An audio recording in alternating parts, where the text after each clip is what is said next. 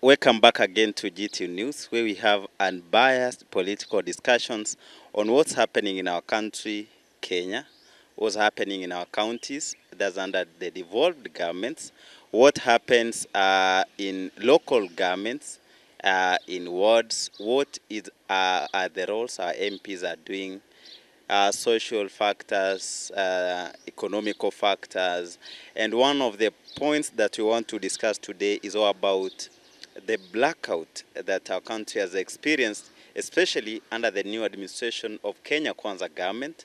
It's not common to previous governments whereby we've been experiencing blackouts, but to this is bringing a whole debate in our country, Kenya. Thank you. My name is Emmanuel Bosire, and I have two gentlemen here. On my left, we have Geoffrey Machoka. Geoffrey, how are you? I'm fine, Mr. Emmanuel, and Yes. it is a high time for me to be here, and it's great pleasure at least to come and share the rising matters inside the county and at large the national government. And this is Geoffrey Machoka. He has did about analytical chemistry, and he's a gentleman who has a good mastery about politics and current affairs. On my far right, I have one of the common figures you've seen in GTune in our political discussions. He's going to tell us his name. I don't want to mess up with his name. Thank you, Emmanuel. I'm Edwin Ondiek from Bonchari. I'm here to discuss on matters arising as per this nation and governance is concerned. Yeah, so he's vibrant. Edwin Ondieki comes from Bonchari constituency, and Geoffrey comes from Nyaribari Masaba constituency. And today, my gentlemen, we want to have these discussions. We've seen the hot debate Kenyans are having online and even on day-to-day basis. Have you ever experienced blackout in your home where you stay, and how does it affect you as an individual? How does it affect you on day to day? Having power blackouts is very normal, but to which extent and to which levels does this event or this occurrence exist? The problem is about governance, and of course, when the power goes, it affects an individual at personal level. You know, unaweza pata mtu hata alikuwa kwa mashine ya hiyo ya anaitwaje, hiyo power ICU, power supporting machines. So when ukiona power inaenda for a long period of time, it is affect an individual and people's lives. All right. Now, you personally, how does the power blackout affect you? Maybe you have a business, a communication to make, and then you don't have the power to control it. Yeah, personally, when power goes, it can affect my normal schedules and programs. One, no communication. Two, no proper studies, because unaweza pata wanafunzi wako kwa hiyo nyumba ama niko na watoto wangu wanasoma. They depend on that light kusoma. And three, unaweza pata hiyo light is the same light na hata natumia kwa ufugaji wangu wa kuku na vitu zingine. So actually that is. So ukiona light inaenda, it affects my life and my economy at personal level. Yeah, so it's evident that when power goes, it affects one-on-one. First, on individual basis. Two, extended to business. And three, extended to the entire country at large. Geoffrey, how does the power blackout affect your day-to-day operations? Just as a matter of fact, for example, that when blackouts come, it founds many people as at large. Unaweza pata simu yangu iko 1% and all of a sudden ienda off. So it hinders the transaction inakuwa low. In terms of business, transaction inakuwa low. Unapata mtu amekwama. Many transactions tunafanya through the phone. Now without the phone we can't hatuwezi fanya hivyo. Unapata blackout ikienda, you are unprepared. There is no way you can be able to charge. So simu blackout ikishaenda, obvious kila kitu kinarudi chini. And the other matter somewhere else I can be able to say, unapata security issues like this country now, for example, wakati stima inaenda Kenya mzima, you don't know what is happening in between. that is the time whereby you will find that maybe majambazi uingilia ama vitu vingi ufanyika without your concern. Vitu vingi vinaharibika, ukienda kuulizia kuna mwenye utaulizia. KPLC nakwambia power interruption, maybe wait for 5 hours so that it can be recovered. Everything inakuwa hindered. So as a matter of fact, serikali inafaa kuangalia hisi kitu. KPLC in this regime yenye tumefikia sasa hii, stima inaenda anytime, at any time stima inaweza enda na hakuna kitu tunafanya. Now, you know, we have KenGen as the main producer of electricity in our country. And then Kenya Power Lightning Company acts as a transporter, actually, the one linking Kenyans from the source to the users.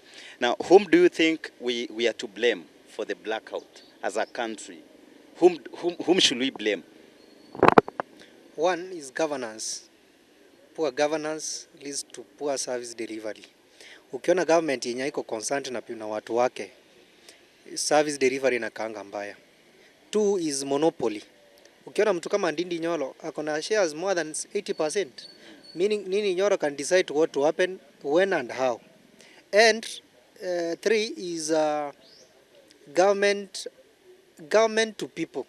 That is, unapata government kuna kitu inataka kuiba kutoka kwa mafuta. Like now they said terminal A ilikuwa interchange na terminal E. That is just lying Kenyans. But indeed kuna vitu hapo government ilikuwa inataka kupora. They delivered whatever they did. They pocketed whatever they wanted to pocket.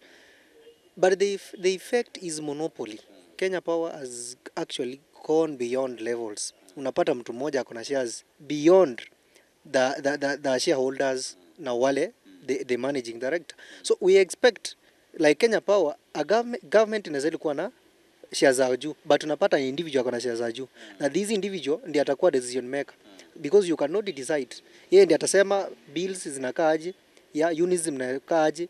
So the only way out is just government reduce monopoly kwa Kenya Power. Then that is the discussion itaanzia hapo.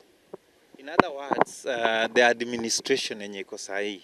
Administration yenye iko sahihi ni kama tunaweza sema we need to switch off the light for all Kenyans, then we put it on. Yani ni kama they can be able to control us from that far end. So the administration yenye iko sahihi kwa hiyo KenGen, hiyo KPLC, wahakikisha wameibadilisha. Hiyo tu ndio itasaidia nini wananchi.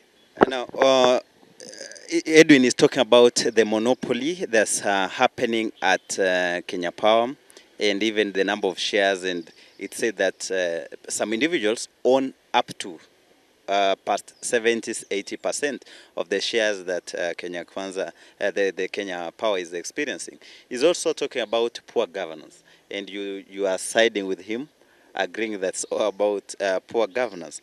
But we want to look this from an extended angle. The amount of energy that Kenya Power is able to produce, and the one that's able to be transported. You know, at times we have sources of energy, one coming from engines by water, and then we have the ones from the air, the pipes in Ngong and other regions, especially the Turkana pipes. Now, talking about this one, the Cabinet for Energy, Davis Chirchir, is talking about the challenging that they are experiencing are the challenges that were put in by the previous regimes that they are affecting them.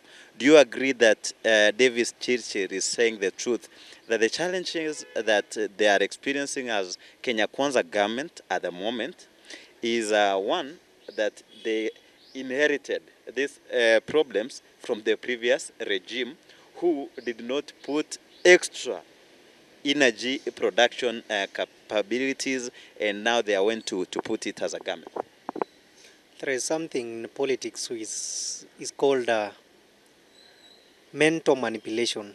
Mental manipulation is a process where a politician wants to joyride with people's mind, actually to control their thinking capacity. So ukiona government inakuja na kwambia it to lineate debts mingi kutoka previous regime, yet saa hii president wa Kenya amekopa more than what Uhuru alikopa kutoka nchi za ng'ambo. The problem is not about what the burden walipata kutoka kwa last regime. The problem is governance. David Chirchir huyo ni Mkalenjin, ndio CS Energy, si ndio? PS Energy Mkalenjin, CEO Mkalenjin. What do you expect? Who to who? There is tribalism and naturally control of shares. Ukipata sasa Ruto anajua the only sector iko na pesa is agriculture, energy and roads. Hapo ndio anataka kuinvest. Kwanza energy ndio iko na pesa mingi. So ameweka PS, CEO, what next? Angekuwa anaweka watu, sometimes ungekuwa na wana oppose in terms of ideas. Saa hii Kalenjin wanasema huyu ni mtu wetu, we cannot oppose what the president has said. So they are micromanaged. Wao wanaambiwa waende ufanye hivi, wanafanya. I think my brother has explained extensively, but what I wanted to add is that Mr. Emmanuel, you can be able to, Kenyans can confirm that this is the third time we are having a power blackout. And from the look of things, those people, the administration, I've talked about the governance, those people, they are able to control people's mind. They can be able to lie to all Kenyans because they have that power. Ukiangalia ni Wakalenjin peke yake. They can do whatever they want to do. But we don't know exactly what is happening. Because for the third time, mpaka JKIA pia, still, they raised concern that kulikuwa na blackout, they were warned, and still hii ya jana kulikuwa na the same issues. So we do not understand what is still happening. As far as Kenya Kwanza government is trying to manage us, is trying to mislead every Kenyans, we are not going to at least accept this kind of governance. It's inatutupeleka kwa mto. For the first ever time, hii regime ndio tumeona stima inaenda for the first time. Inaenda mara 3 kwa miezi ngapi? Miezi 3. Including even the airport. So to add on that, we are having an entrepreneurs regime. We don't have leaders. Other regime tuko nayo saa hii kiongozwa na Ruto wenyewe. Ni regime iko kwa business. They want to make money. They don't need any service delivery. They don't care about what they are delivering to the people. Whatever they are doing is just to make money. Through taxation, through nonsensical bills. Ulisikia saa hii wamepitisha vitu mingi hapo. But ukiangalia energy, hata stima kuenda, they want to punish a few. Next utasikia 5 tons of ama even a million tons of energy ama petroleum zimepotea. When the other day after stima kupotea, JKIA Murkomen alikimbia huko. Alitoa watu kwa kazi. Akasema tumeweka generator. Hiyo generator ilikuwa wapi? Si stima ilienda. Meaning this regime by the way is not concerned about service delivery to the people. Nor concerned with anything concerning development. They are just out to make money. Now, should we have an alternative? One, now that Kenya Power is unable to provide, it has proved that it's unable to sustain the power supply in our country. Do you see the sense of having an alternative in this scenario? And if this alternative, which one? And how are we going to bring in an alternative that's going to help us? Okay, I can, as much as sina breakdown ya hizo kampuni zingine ambazo zinafaa kuintervene, ziingilie, zilete another source of energy yenye tunaweza pata, itusaidie, but I'm pleading to the government. Kama imeshindwa kama blackout ndio inaweza kuwa biggest issues hapa. Wacha waangalie kuna stima tunatoa Uganda ama wapi? At least other parastatals ziingilie ndani, ziweze kutusupply na energy ambayo in case hii kutakuwa na power blackout in our country, kuna kuwa na alternative, yani uninterruptible power supply, yani inaweza anza automatically, si ati kuna kuwa na power blackout all through. And then I think that is how far I can be able to say. So you can see that for sure we need to have a steady supply of power in our country. And those in administration, the two gentlemen here have helped us to understand on the essence of having a steady supply. So pointing out the key takeaways is about monopoly, that it should be looked at that we don't have a lot of monopolization in Kenya Power and KenGen. Talk about the CS of energy sector, the PS, and those working in that department. Now that all of them, or majority, come from Rift Valley, and they're pointing out that to be tribalism. And another one talking about moving with time. The trends at the moment, countries are moving out to get new sources of energy and even bringing out. Thank you, Geoffrey and Edwin, for having these wonderful and biased discussions about the economic sector and more especially about the energy sector. We look upon having you in more other discussions.